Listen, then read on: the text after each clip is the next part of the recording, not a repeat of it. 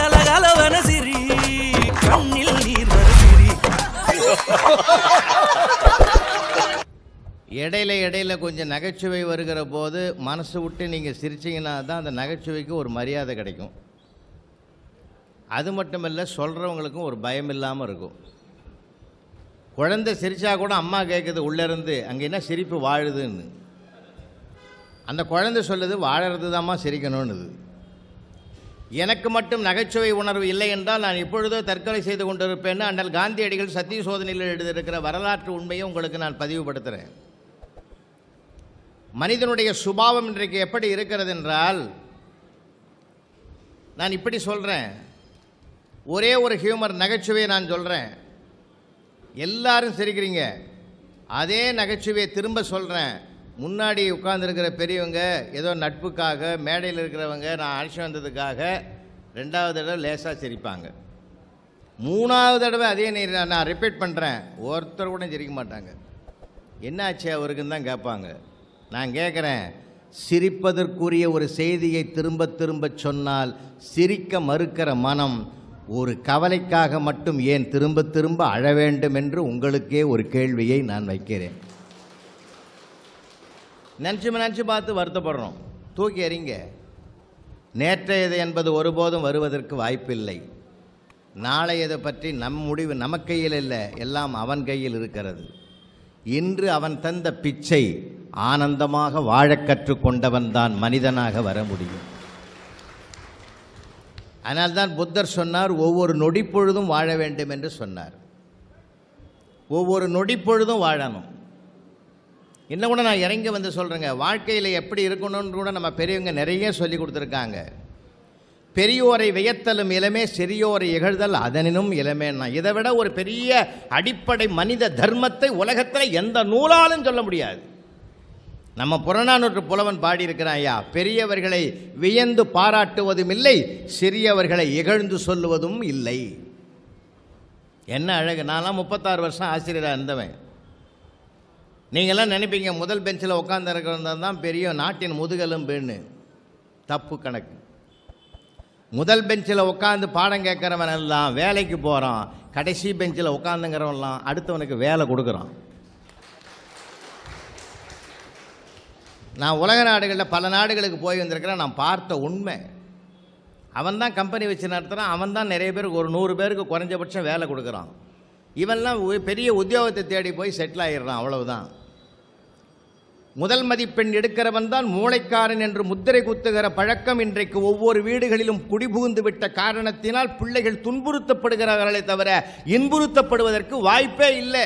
தயவு செஞ்சு நீங்கள் யார் வீட்டுக்காவது போனீங்கன்னா குழந்தைய பார்த்து இந்த கேள்வியை மட்டும் கேட்காதீங்க ஐயா. எடுத்தோடனே கேட்குறேன், பேர் என்னன்னு கேளுங்க, என்னடா உனக்கு பிடிக்கும்னு கேளுங்க. யாரும் அதை கேட்கறது இல்லை. உள்ளே நுழைஞ்ச உடனே ஹோம்ஒர்க் எழுதிட்டியா? அவன் மனசுக்குள்ளேயே நினைப்பான், இந்த ஆள் குழந்தை பருவத்தில் என்ன செய்யலையோ அதெல்லாம் என்ன கேட்குறான். நம்ம என்றைக்காவது குழந்தைக்கு என்ன பிடிக்கும்னு கேட்டிருக்கோமா? அவன் என்ன அழகாக பேசுகிறான்னு தெரியுமா? அண்ணா நகரில் ஒரு வீட்டில் கதவை தட்டுறேன், ஒரு சின்ன பிள்ளை பொடி பையன் வந்து நிற்கிறான். யார் வேணும்னா, அப்பா எங்கடாண்ண வேலைக்கு போயிருக்காரு, அம்மா எங்கடாண்ண மார்க்கெட்டுக்கு போய்க்குது, உங்கள் அண்ணன் எங்கடாண்ண கிரிக்கெட் ஆட போய்க்கிறான், நீ எங்கேயாவது போக வேண்டியது தானே கோவத்தில். நான் கூட என் ஃப்ரெண்டு வீட்டில் தான் இருக்கிறேன்னா. இப்போ நான் தான் வீடு மாறி வந்துட்டேன்றதை என்ன அழகாக சொல்கிறான் ஏன் அந்த பிள்ளை. ரசிக்க பழகணும் ஐயா. இப்போ நம்ம ரசிக்கிறதே இல்லை, யாருக்கிட்டையும் பேசுறது இல்லை, யாருக்கும் லெட்டர் எழுதுறது இல்லை இல்லையா? ரொம்ப எல்லாமே தலைகீழ போச்சு. வருத்தப்பட்டு சொல்கிறேன் நான். மனிதன் நம்ம சுற்றி இருக்கிறவன் எப்படி இருக்கிறான் தெரியுமா? இப்போது உங்களை வருத்தப்பட வைக்கிற சமூகம் தான் அதிகரித்திருக்கிறது. அதுலேயும் சமாதானப்படுத்திக்கிட்டு நீங்கள் அவனையும் சமாளிச்சுக்கிட்டு மேலே வந்தால் தான் எப்பயுமே வாழ்க்கையில் சுகமாக இருக்கலாம். ஐயா கொஞ்சம் மைக்கு என்ன, மைக்கு அமையிறதும் மனைவி அமையிறதும் பூர்வ ஜென்ம புண்ணியம்.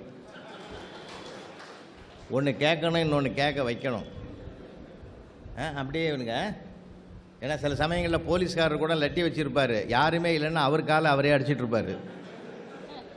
அது ஒரு இயல்பு, அது வேறு ஒன்றும் இல்லை. நீங்கள் மைக்கை ஆன் பண்ணிங்கன்னா அப்படியே விட்ருங்க, நல்லா வந்தால் விட்ருங்க, அப்புறம் திருப்பி கை வச்சிங்கன்னா தான் சிக்கல். சரியா? ரைட். அதனால் வாழ்க்கையில் இன்றைக்கி இருக்கிற நம்ம அனுபவிக்கலைங்க, எல்லாத்தையுமே சொல்கிறாங்க. மார்க்குன்னு மார்க்கை கட்டிக்கிட்டு அவஸ்தைப்பட்டுக்கிட்டு இருக்கிறோம். மனிதனை தீர்மானிப்பது மார்க்கம் மட்டுமல்ல, மதிப்பு தான் அவனை தீர்மானிக்கிறது என்றால் பேசணுங்க. ஒரு காலகட்டத்தில் சிகாகோ ஆன்மீக மாநாட்டுக்கு கப்பலில் பயணம் செய்கிறார் சுவாமி விவேகானந்தர். அதே கப்பலில் டாடா குடும்பத்தை சார்ந்த ஒரு பெரியவர் அவரும் பயணம் பண்ணுறார். இருவேறு இடங்களில் இருந்தவர்கள் கப்பலிலே ஒருவரை ஒருவர் சந்திக்கிறார்கள். அப்பொழுது சுவாமி விவேகானந்தர் சொன்னார், நம் தேசத்து இளைஞர்களுக்கு அறிவியலை வளர்க்க வேண்டும், அறிவியலை ஆராய்ச்சி புலமையை வளர்த்துக் கொள்ளக்கூடிய ஆர்வத்தை தர வேண்டும், அப்படிப்பட்ட ஒரு அறிவியல் நிறுவனத்தை நம் தேசத்திலேயே தொடங்க வேண்டும் என்று அந்த உரையாடலிலே சுவாமி விவேகானந்தர் வெளிப்படுத்துகிறார்.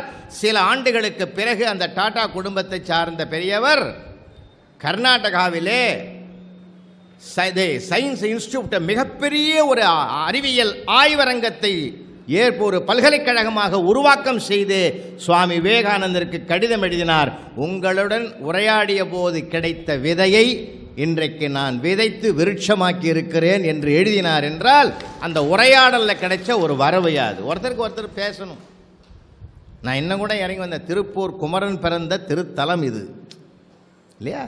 திருப்பூர் குமரன் பிறந்த திருத்தலம் ஐயா இது. இது ஒரு புண்ணிய கஷேத்திரம். ஏன்? தேசத்திற்காக தன் உயிரை தீர்த்த ஒரு தியாகி பிறந்த மண் இந்த மண் என்பதனால் இது வணங்குவதற்குரிய ஒரு மண் இந்த மண். சாதாரணமான பூமி இல்லை. நமக்கு அந்த வரலாறு தெரியாமல் இருக்கலாம். பிள்ளைகளுக்கு அதை சொல்லிக் கொடுக்கணும் சார். நாம் சொல்லிக் கொடுக்காமலே வேணா போச்சு.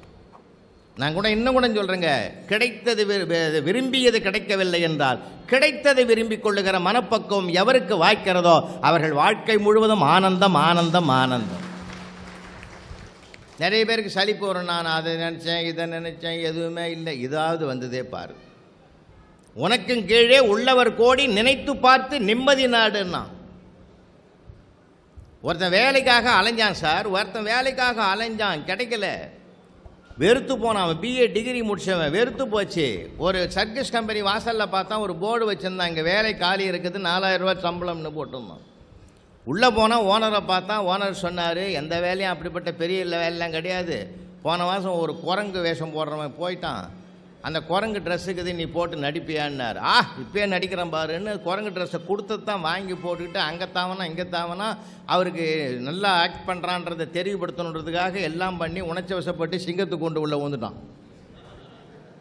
மனசே பதைச்சி போச்சு. ஒரு 4000 ரூபாய் சம்பளம் கூட வாங்கலை, அதுக்குள்ளே சிங்கத்துக்கு இரையாக போகிறோமேன்னு. சிங்கம் படுத்திருந்தது, எழுந்தது, தம்பி நீ பிஏ வான்னு கேட்டுது. அப்போ தான் அவன் சொன்னான், அண்ணேண்ணா நான் எம்ஏடா. அதனால் சிங்க வேஷம் கொடுத்தான். நீ பிஏன்றதுனால உனக்கு குரங்கு வேஷம் கொடுத்தான். இதோ கரடி இருக்குது, அது +2 ஃபெயிலு. இந்த நரிங்கெல்லாம் இருக்குது பாரு, 10th போகல. அதனால் இந்த சர்க்கஸ் கம்பெனியில் இருக்கிறது மொத்த பேர் நாம தான். பயப்படவே பயப்படாதுன்னு அப்போ தான் குரங்கு வேஷம் போட்டவனுக்கு தெம்பே வந்தது. அன்னையிலேருந்து மகிழ்ச்சியாக செஞ்சான். நான் என்ன கேட்குறேன், செயலை செய், செயலை நேசித்து செய், செயலை செயலுக்காக செய் என்பது தான் பகவத்கீதையினுடைய சாரமே நமக்கு கிடைத்தது.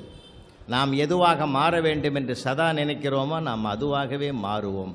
அப்படின்னா பாசிட்டிவ் திங்கிங் தான் மனிதனுக்கு வேணும், நெகட்டிவ் திங்கிங் நமக்கு வேண்டவே வேண்டாம். சார் நான் ஆட்டோவில் ஒரு வாசகம் எழுதினா, என்ன அழகான வாசகம் தெரியுமா? நீங்கள் ஆட்டோக்காரன்னு நினைக்காதீங்க, சாதாரண நினைக்காதீங்க. அந்த ஆட்டோ ஓட்டுற தம்பி பின்னாடி எழுதின வாசகம் இருக்குது, ஒரு இலக்கியம். என்ன எழுதினா தெரியுமா? உங்களுடைய நல்லா இருந்தது, அருமையான ஒரு, உங்களுடைய பயண செலவு எங்கள் வாழ்க்கை செலவுன்னு எழுதியிருந்தான். உங்கள் பயண செலவு எங்கள் வாழ்க்கை செலவுன்னு எழுதியிருந்தான். அப்போ நீங்கள் அதில் பயணம் பண்ணி கொடுக்குற கட்டணத்தை வச்சு தான் அவன் வாழ்க்கையே வாழறான்றதை ஒரு திருக்குறள் மாதிரி ஒரு 1.5 வரியில் சொல்லியிருக்கிறான்னா எவ்வளவு அழகு, எவ்வளவு அழகு. நம்ம ரசிக்கணும் சார். மனுஷனுக்கு தான் சார் ரசிக்க தான் ஆண்டவன் கொடுத்துருக்கான். நீங்கள் ₹1,00,000 போட்டு நாய் வாங்க, அது ரசிக்குமா? ஒரு நாளைக்காவது சிரிக்குமா? கஷ்டப்பட்டு பாருங்களேன். அது சிரிக்க தெரியாது, ரசிக்க தெரியாது. மனிதனுக்கு மட்டும்தான் சார். ஏன் தெரியுமா? மனதால் நடக்கக்கூடிய, சிந்திக்கக்கூடிய, செயல்படக்கூடிய ஒரு பெருமையை ஆண்டவன் மனிதனுக்கு மட்டுமே கொடுத்திருக்கிறதுனால்தான் இவனுக்கு மனம் சார்ந்து மனிதன் என்று பெயரே உருவானது. நம்ம மனிதர்களாக இருப்போம், எப்போ பார்த்தாலும் கவலைகளையே பகிர்ந்து கொள்வோம். நீங்கள் இந்த சுகர் பேஷண்ட்டை பார்த்துருக்கீங்களா? சக்கரை நோயாளி வந்தவங்களை பார்த்துருக்கீங்களா? பக்கத்தில் 2 சக்கரை நோயாளி உக்காந்தான்னா சமூகத்தையே மறந்துடுவான். உனக்கு எவ்வளோ ஏறுது, உனக்கு எவ்வளோ ஏறுது, நீங்கள் நடுவில் உட்காந்து பாருங்கள், கண்டிப்பாக உங்களுக்கும் ஏறிடும். ஏன்னா அந்த சுகர் எதில் இருக்குது, எவ்வளோ பாயிண்ட்டு எதில் வரும்ன்றதை பற்றி பேசுவானே தவிர உலகத்தில் என்ன நடக்குதுன்னு அவனுக்கு கவலையே இல்லை. நம்ம எதையுமே வியந்துடக்கூடாது சார். அதை விட வியப்பானது உலகத்தில் ஒன்று இருக்கும். அதை விட வியப்பானது உலகத்தில் இருக்கும். நடிகர் திலகம் சிவாஜி கணேசன் செவாலியர் பட்டத்தை வாங்கிட்டு வந்த பிறகு நிருபர்கள்லாம் போய் பார்த்தாங்க. மிகப்பெரிய நடிகர் ஐயா, உங்களை நாங்கள் பேட்டி எடுக்கிறதுல ரொம்ப மகிழ்ச்சி அடைகிறோம், ஆனந்தப்படுறோன்னு. அவரும் ரொம்ப சோகமாக உட்கார்ந்தார். என்னங்க நீங்கள் தாங்க உலக மகா நடிகர்னு எல்லாமே பாராட்டுறாங்க, நீங்கள் ஏன் வருத்தமாக இருக்கீங்க? என்னை விட ஒரு நடிகன் என் ஏரியாவில் இருக்கிறான். அப்படியா அப்படின்னு எல்லாம் ஆச்சரியமாக கேட்டாங்க. என் பேரில் ஒருத்தன் ஓட்டு போட்டு வந்துட்டான்.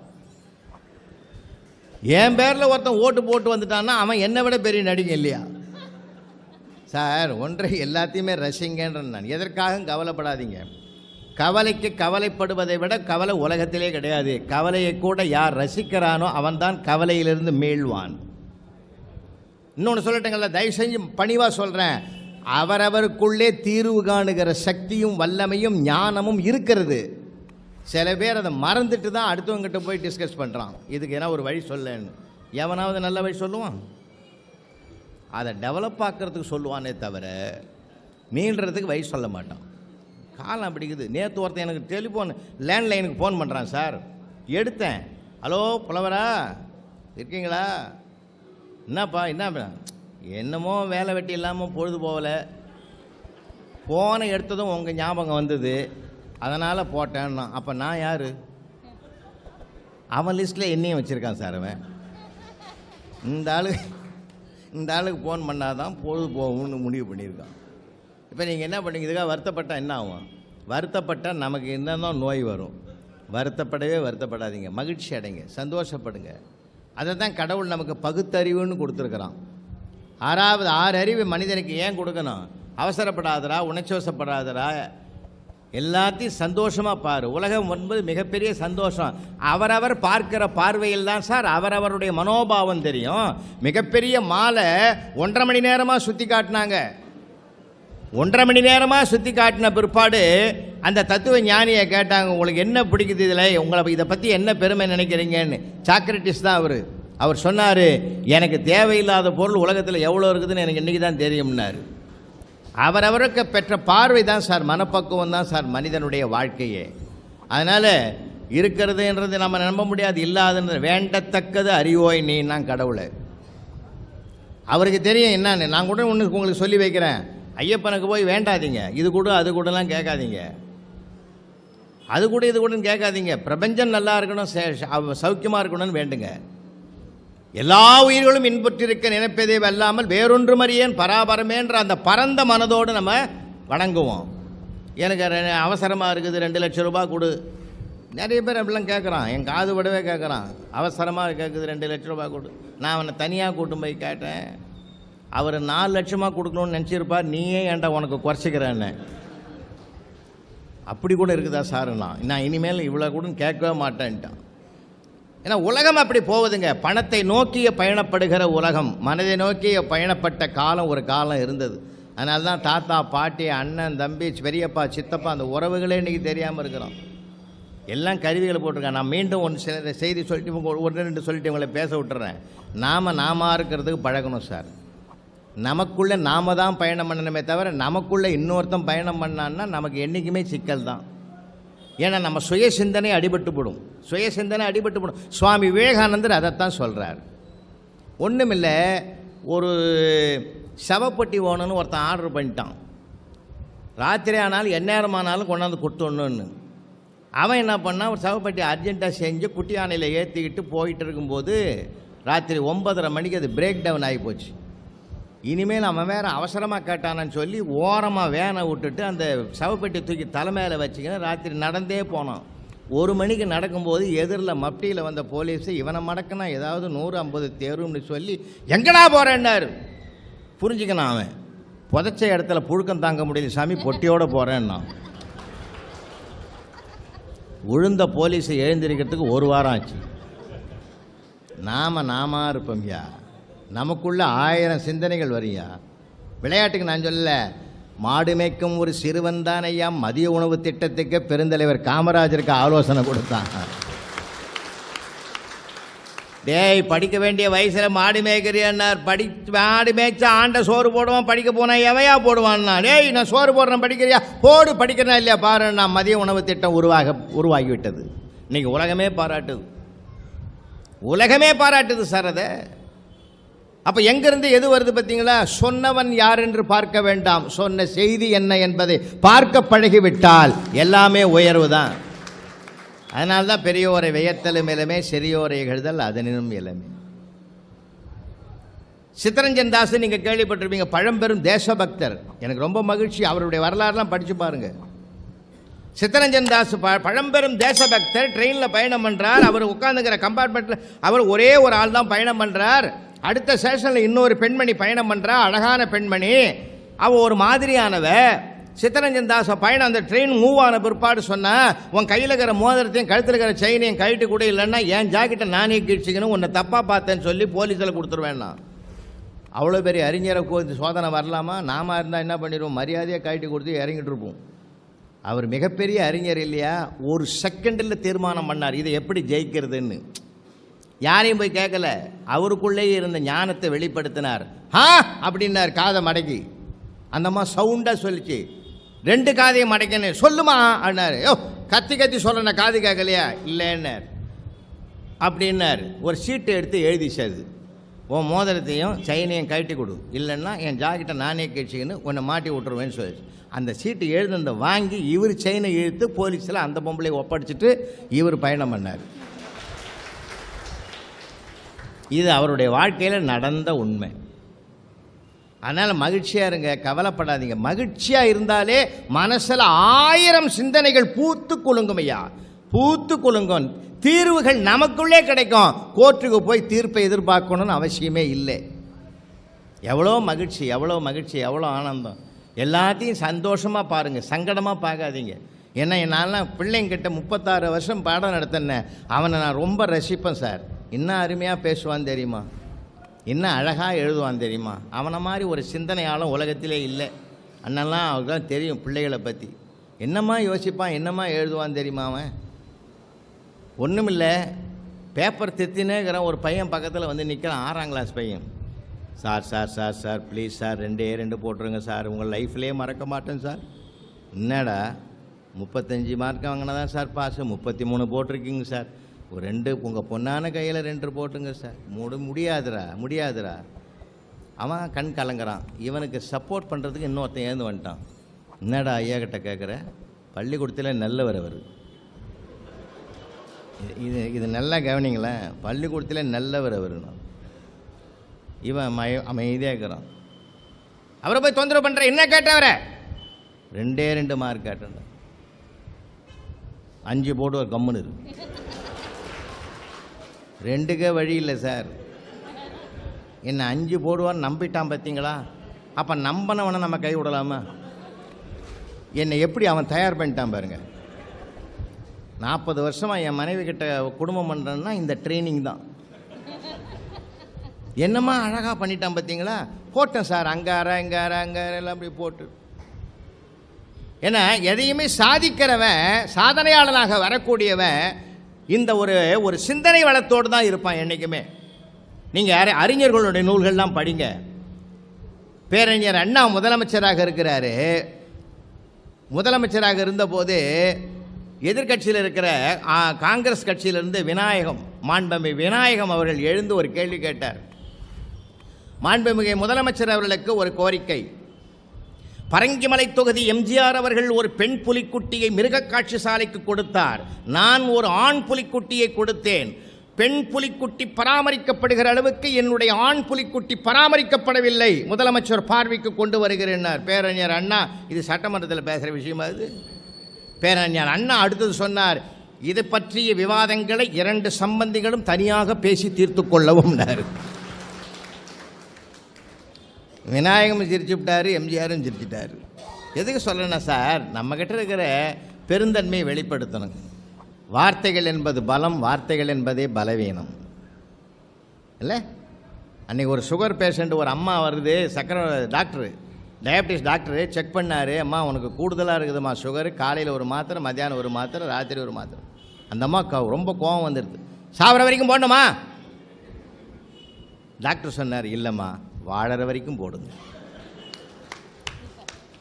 ரெண்டுக்கும் அர்த்தம் ஒன்று தான். வாழற வரைக்கும் தான் அது இருக்க போகுது, சாவர வரைக்கும் தான் அது இருக்க போகுது. ஆனால் சொல்கிற முறை பார்த்தீங்களா, அது நெகட்டிவ், இது பாசிட்டிவ். உடன்பாட்டு சிந்தனையோடு நம்ம வருவோம். கோயிலுக்குள்ளே வரும்போதே எல்லா நன்மைகளும் நமக்கு நடக்கும்னு நம்பிக்கையோடு வாங்க. நம்பிக்கை தான் வாழ்க்கை. நம்பிக்கை தான் சார் வாழ்க்கை. நடக்குமா நடக்காது அதெல்லாம் பார்க்கக்கூடாது. ஜோசியர் மாநாடு நடக்குது, ரெக்கார்டு போடுறான், நடக்கும் என்பாத நடக்காது, நடக்காது என்பார் நடந்து விடும்னு போகிறான். ஜோசியர் மாநாட்டில் போய் அந்த பாட்டை போடலாமாடா? ஒரு ஜோசியர் அதே ரசிச்சார். அதனால் எந்த துன்பமாக இருந்தாலும் பிரச்சனை இல்லாத மனிதர்கள் பிரபஞ்சத்தில் கிடையாது. யாருக்கு இல்லை? நம்ம பாரத பிரதமருக்கு இல்லையா? இல்லை, எல்லாருக்கும் இருக்குது சார். அவரவர் அளவுக்கு அவரவருக்கு பிரச்சனை உள்ளது. பிரச்சனையே இல்லை என்றால் கோவிலில் அர்ச்சனையே கிடையாது. அதனால்தான் குந்தி தேவி கேட்டா கிருஷ்ண பரமாத்மா கிட்ட, எனக்கு வாழ்க்கையில் கொஞ்சம் துன்பத்தை கொடுறா கண்ணான்னு. வித்தியாசமாக இருக்குது. நான் துன்பம்னு ஒன்று இருந்தால் தான்டா ஒன்றை நினைக்க முடியும். எல்லாம் இன்பமாக இருந்தால் ஒன்று நினைக்கவே வாய்ப்பு இருக்காதுடான்னா. நமக்கு ஏதாவது சோதனை வந்தால் உடனே திட்டுறான், கடவுளே உனக்கு கண் இருக்குதா, எனக்கு சோதனை கொடுத்துட்டு நான் என்னம்மா எத்தனை தேங்காய் வருஷம் தெரியுமா உனக்கு? அதே அவர் கேட்டார், எத்தனை தேங்காய் வருஷம் தெரியுமா, எவ்வளோ கற்பனை எத்தனை தெரியுமா? அதெல்லாம் இல்லைடா, நீ அடுத்தவனுக்கு எத்தனை வீட்டுக்கு விளக்கேற்றி வைத்திருக்கிறாயின்னு அவர் கணக்கு போடுறாரு. சந்தோஷமாக இருப்பேன். நம்மால் ஒருத்தனுக்கு ஒரு மகிழ்ச்சியை உருவாக்கும், குறைஞ்சபட்சம் வார்த்தையிலாவது உருவாக்குவோம். நல்லா இருக்கடான்னு சொல்லி பாரு. அவன் போய் தனியாக கண்ணாடி பார்ப்பான், என்ன நல்லா இருக்குன்னு சொல்லிட்டான், நான் நல்லா தான் இருக்கிறேன். நீ வர வர மோசமாக போகிறேன்னு பாருங்க, அவன் 2 நாளைக்கு லீவ் போட்டுருவான். வாழ்க்கையில் ரொம்ப மகிழ்ச்சியாக இருங்க. நான்லாம் ரொம்ப எதையுமே துயரமாக நினைக்காதீங்க ஐயா. 500 ஆயுள் கைதிகளை ஒன்றா உட்கார வச்சு மேடையில் பேசினேன். நன்றி சொல்ல வந்த ஆயுள் கைதி சொன்னான், புலவராமலிங்கம் சிரிக்க சிரிக்க பேசினார், வாழ்நாள் பூரா நம்ம கூடவே இருந்தால் நல்லா இருக்கும்னா.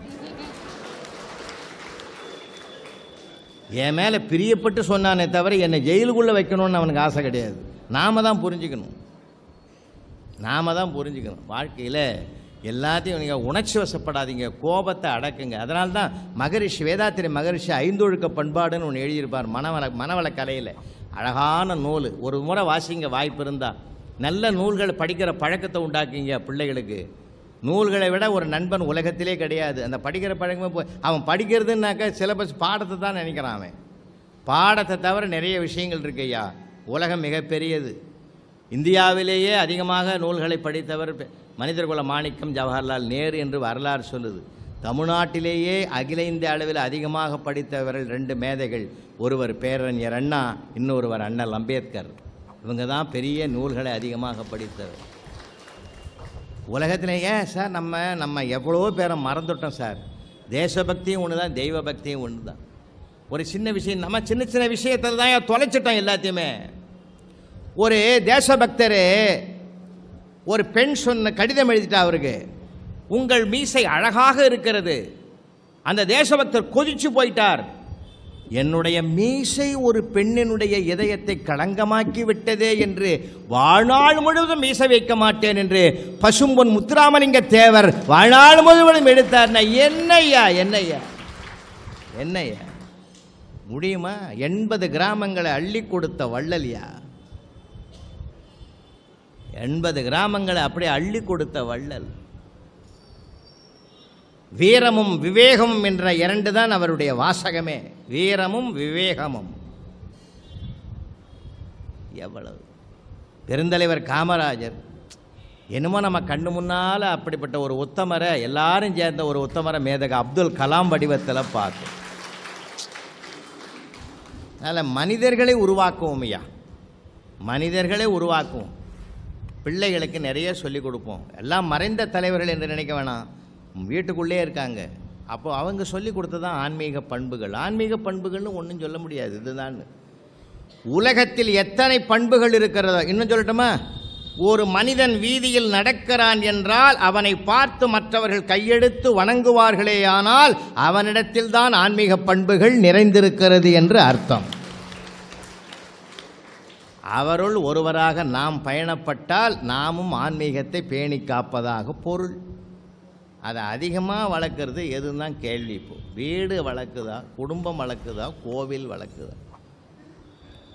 ஏன்னா குடும்பமும் ஒரு கோயில் மாதிரி. ஏன்னா இறைவன் கூட இருப்பது கருவறை இல்லையா? அந்த கருவறையே ஒரு தாய்க்குள் இருக்கிறது. அதனால தான் தாயிற் சிறந்த கோவில் இல்லைன்னு பெரியவங்க சொன்னாங்க. அப்போ அது ஒரு குடும்பமும் கோவில் ஆன்மீக பண்புகளை வளர்க்குது. கோவில் இருக்கு, அது திருக்கோவில். உலகத்திலேயே நம்ம நாட்டுக்கு, அதுவும் குறிப்பாக தென்னாடுடைய சிவனே போற்றி எந்நாட்டவர்க்கும் இறைவா போற்றி என்று உலகத்திற்கே 2 வாசகங்களை தந்த ஒரு புனிதமான புண்ணிய பூமியாக நம்ம நாடு. நம்மெல்லாம் வெளிநாடுகளுக்கு போனால் தெரியும் நம்ம நாட்டினுடைய பெருமை. சில நேரங்களில் சிறுமையும் தெரியுது, அது வேறு. நான்லாம் அனுபவிச்சிருக்கிறேன். பேராசிரியர் கண சிர்சபேசன் ஐயா அவர்கள் தலைமையில் நான் இன்னொருத்தர் 3 பேர் சிங்கப்பூர் போயிருந்தோம். இந்த ரோடை நான் தான் அவசரப்பட்டேன், வாங்க வாங்க வாங்க போயிடலான்னு இந்த ரோட்லேருந்து அந்த ரோட்டுக்கு கிராஸ் பண்ணி போனோம். எங்கேருந்தோ ஒருத்தர் ஓடி வந்து எங்களை அப்படியே தழுவிக்கின்னு கேட்டார், எல்லாம் தமிழ்நாடா அப்படின்னார். எப்படியா பேசாமல் பழகாமல் சொல்லிட்டேன்னு. எந்த இடத்துல ரோடை கடக்கக்கூடாதோ அந்த இடத்துல கடந்து நம்ம தமிழனை தவிர இந்த வேலையை யாரும் செய்ய மாட்டோம். நான் கேட்டேன், நீ அப்படி கடந்து தான் போனியா வந்தப்போன்னு. அதனால் சில சிறுமைகளை உண்டு, பெருமைகள் நிறைய இருக்கியா நமக்கு. ஸ்ரீவில்லிபுத்தூர் ஆண்டாள் திருக்கோயில் திருக்கோபுரம் தானே நம்ம தமிழக அரசாங்கத்தினுடைய முத்திரையே. அது யார் கொண்டாந்தார்னு யாருக்கா தெரியுமா? பையனை கேட்டு பாருங்க, தெரியாது. மெர்சல் விவகாரம் தெரிகிற அளவுக்கு இது தெரியாது அவனுக்கு. இல்லை, உண்மையை சொல்கிறேன், வருத்தத்தோடு சொல்கிறேன். அந்த தெரியணுமா இல்லையா அவனுக்கு? அந்த கோபுரத்தை யார் கொண்டு வந்தது, முத எப்படி உருவாச்சுன்னு தெரியுமா அவனுக்கு? சுவாமி விவேகானந்தர் சிகாகோ மாநாட்டில் பேசி முடிச்சுட்டு கப்பலில் வந்து ராமேஸ்வரத்தில் இறங்குற போது அவர் பாதம் கீழே படுவதற்கு முன் என் கைகளில் தாங்க வேண்டும் என்று பாஸ்கர சேதுபதி கொண்டாந்து தன் கைகளை நீட்டுறார். அந்த நேரத்தை குறிப்பதற்காக வெளியிடப்பட்ட எம்பளம் தான் அந்த கோபுர சின்னம். அதை பிற்காலத்தில் மாண்புமிகு ஓமந்தூர் ராமசாமி ரெட்டியார் முதலமைச்சராக வந்தபோது அதை அரசாங்க சின்னமாக ஆக்கினார். அதில் சத்தியமேவ ஜெயதேன்னு எழுதியிருந்தது. பிற்காலத்தில் பேரறிஞர் 2ஆம் முதலமைச்சராக வந்தபோது வாய்மையே வெல்லும்னு தமிழில் மாற்றி அதை அப்படியே வச்சுக்கிறார். மனதை மனிதன் வந்து கோபுரமாக்க வேண்டுமே தவிர, கோயிலாக்க வேண்டுமே தவிர குப்பை மேடாக ஒருபோதும் ஆக்கவே கூடாது. இந்த வீடியோ உங்களுக்கு பிடிச்சிருந்தா லைக் பண்ணுங்க, கமெண்ட் பண்ணுங்க, ஷேர் பண்ணுங்க. மறக்காம நம்ம சேனலை சப்ஸ்கிரைப் பண்ணிடுங்க. மீண்டும் ஒரு காணொளியில் சந்திப்போம். நன்றி நண்பர்களே.